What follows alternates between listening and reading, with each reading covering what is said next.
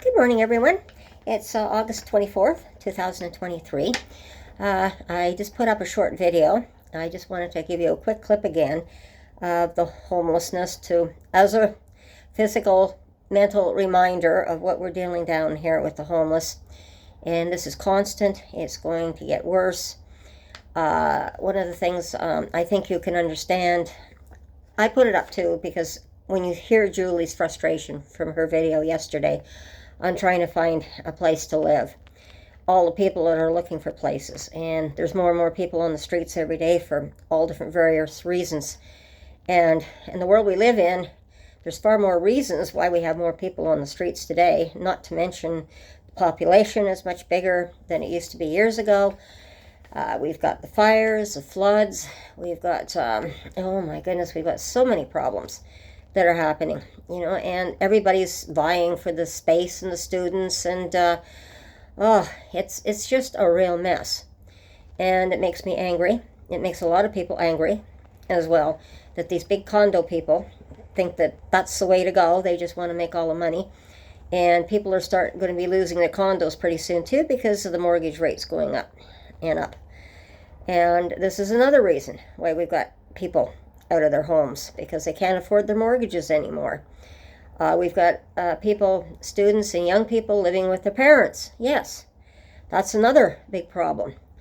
So here's where Julie's frustration comes in. I mean, 20 years ago or even 10 years ago, when I met her, well, in 2010, she should have been able to at least get a place before it was too bad to get a place. But here she is, still on the streets, still worried that, oh gosh, am I going to be living on the streets again for the winter? What's going to happen to me? So this is another big worry of hers, and it's understandable, her frustration. And she's trying and trying and trying, and she's calling, and everybody's getting annoyed because she keeps calling and calling them back. And because they say, oh, we'll call you back, and they don't call back. I mean, and this is like listening to one student looking for an apartment, had 10 places she called, and they never called her back. And so finally she found a place, but she had to share a place with someone else. So this is a really, really big frustration, and certainly the ones in Montreal are a big frustration from what just came out on the news there the other day about what these condo owners are doing. But I'm thankful that having the YouTube channel is a way of communicating with people. And I've told people, please put up your comments on my comment section here. And I got a really good comment came in last night on Julie's video. And I'd like to pass this one forward on Montreal. At least they're not sitting and waiting on their hands. They're trying to do something about it. And apparently Montreal, according to this party, is saying they are using closed churches, presbyterians, schools, and they're converting them to apartments. So they're trying to use and utilize every single space available as unused right now to home these homeless, to put a home and a roof over these poor people that have no roof over their heads. So they're trying. And yet I look and I can't help but say, I'm going to say it again like I said with Julie's video there. We're in a little bit better position right now. All the government employees that didn't want to come back to work wanted to work from home.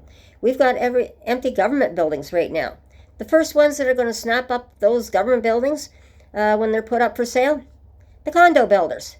So what are they going to do? They're going to just make more expensive condos that people cannot afford. Where if we could get it and make arrangements, and maybe it's time that the federal government steps up and becomes a landlord to some of these homeless people, because with 3 levels of government, it's just infighting constantly here. We can't get anywhere. So maybe that's the route that temporarily that we need to go. And there's many other ways. I really sympathize with the young people today. They step out and they're ready to leave home. They're ready to get married. They want to start a family, but we can't buy a house. Why? Wow, mortgage rates. The inflation, the price of food, the price of even an apartment. Well, we can't afford kids. It's no wonder that a lot of these young people feel that they aren't going to live past 40. We've got a lot of things that we have to deal with. But I want to assure you, young people too, whether you're living with your parents, and thank kudos to the parents who are helping their children out the best they can. I mean, even when I first married my first husband, a police officer, I was 20 years old.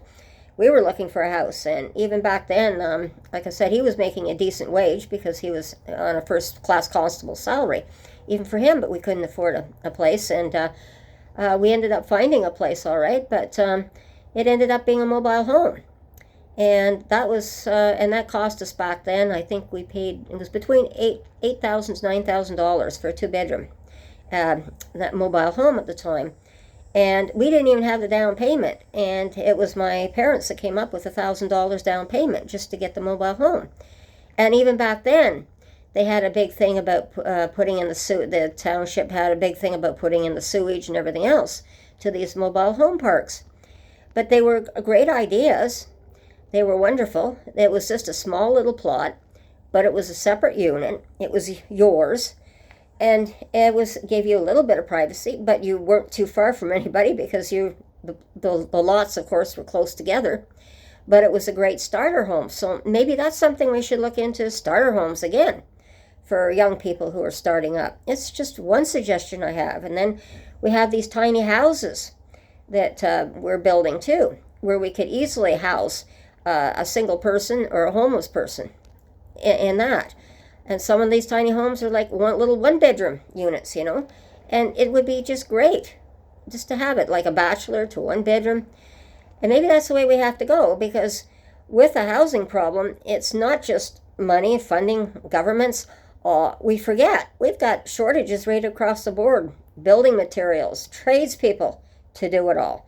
So it's not just one thing to blame it on. It's right now we're in a full-blown crisis worldwide, and we need to start working together and doing things together. So again, this is what I'm saying. Please, please, people, stop arguing, and especially bickering between the politicians. We've got to get our act together. But perhaps it is time, because again, the federal government had to step up. Look what happened with the convoy. You had 3 levels of government, and everybody kept tripping over each other. So the Emergency Act, of course, had to be put in place. And I think it was the best thing we did, because then everybody, oh boy, we got to get our act together real quick. Well, I think the federal government does have to step up and do something and not cut back, because this is what's happening on provincial level. Everything is being cut back on us, and we're seeing it, and it's just killing us all. They're killing us, literally. The governments are. But it's not just one government here. You can't blame one level of government. Every level has to work together and find solutions.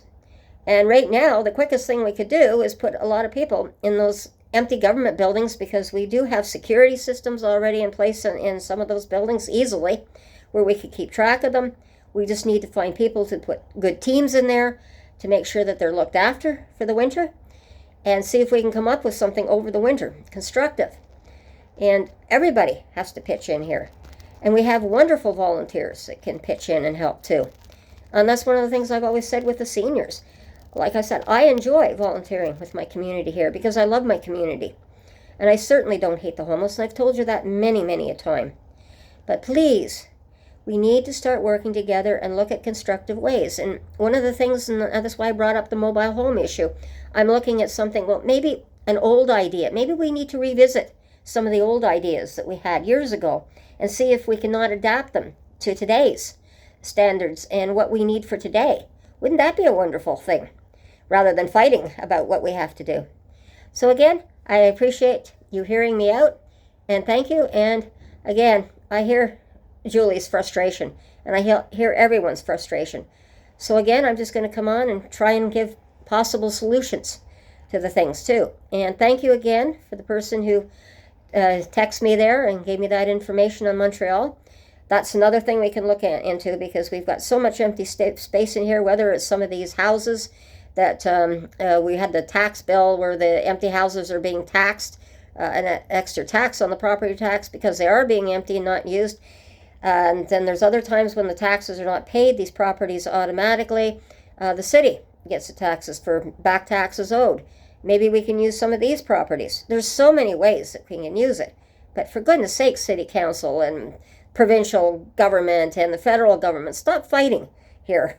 We don't need the infighting. We need each other right now more than we ever did if we're going to survive.